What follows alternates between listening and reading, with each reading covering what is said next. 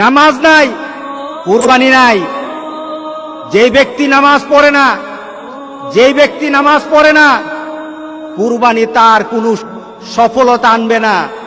কুরবানি তার জন্য সফলতা বয়ে আনবে না। নামাজ নাই, কুরবানি হবে না তার।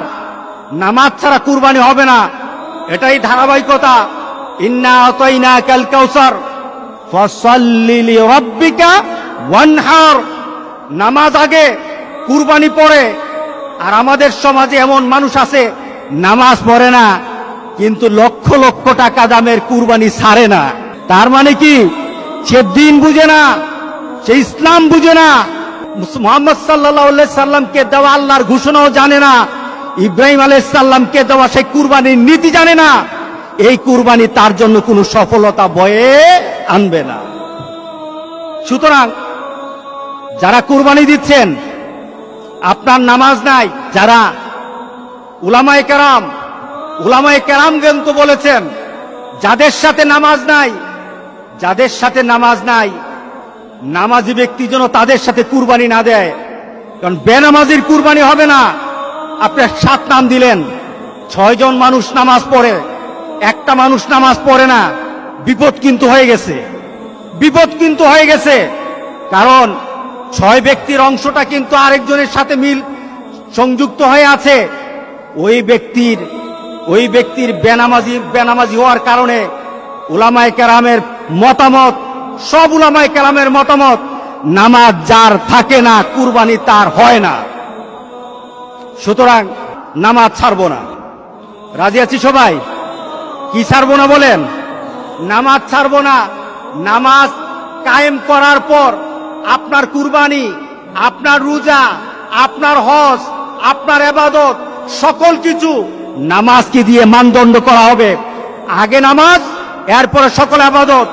এটাই হবে মুসলমানদের ধারাবাহিক আমলের নিয়ম। যাদের সাথে নামাজ নাই, আজকে চলুন তওবা করি। আজকে তওবা কবুল হবে। আজকে আল্লাহ মাফ করে দিবেন। আজকে আমাদের গুনাহগুলি মাফ করে দিবেন। আজকে তো আমরা এমন ভাবে আল্লাহর কাছে বলবো, মাবুদ, তোমার আরাফাতের ব্যক্তিগুলি আরাফাতে কেঁদেছে, এদের মনে কিন্তু সুখ ছিল না, এদের মনে কিন্তু আনন্দ ছিল না। কারণ আরাফাতের ময়দানে 10,000 মানুষ থাকে না। মুহাম্মদ সাল্লাল্লাহু আলাইহি সাল্লাম যখন হজ করে গেলেন, তখনই তো 100 লাখের উপর মানুষ ছিল। 10,000 মানুষ আরাফাতের ময়দানে কখনো ছিল না। আজকে 10,000 মানুষ তারা ওই আরাফাতের ময়দানে কেঁদে কেঁদে বলেছে, মাবুদ, আমরা তৃপ্ত নই।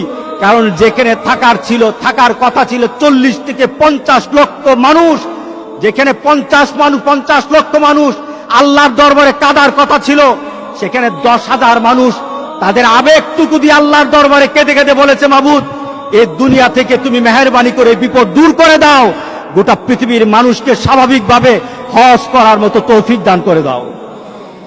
তাদের ডাক হয়তো কবুল হয়ে যাবে।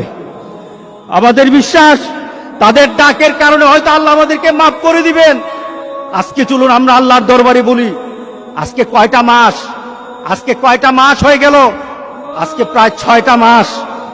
আমরা যেন একটা নতুন পৃথিবীতে বাস করছি, যেই নতুন পৃথিবী সম্পর্কে আমাদের কোনো ধারণা নেই।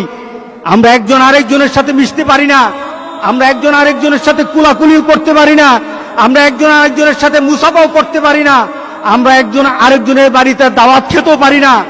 আল্লাহ সুবহানাহু ওয়া তাআলা বলেন, আমার হুকুম মান।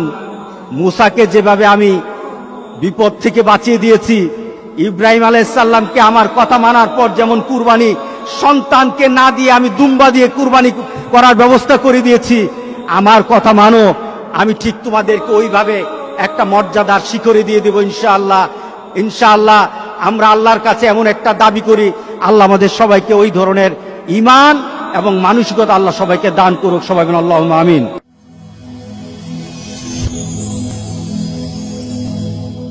Rose TV 24.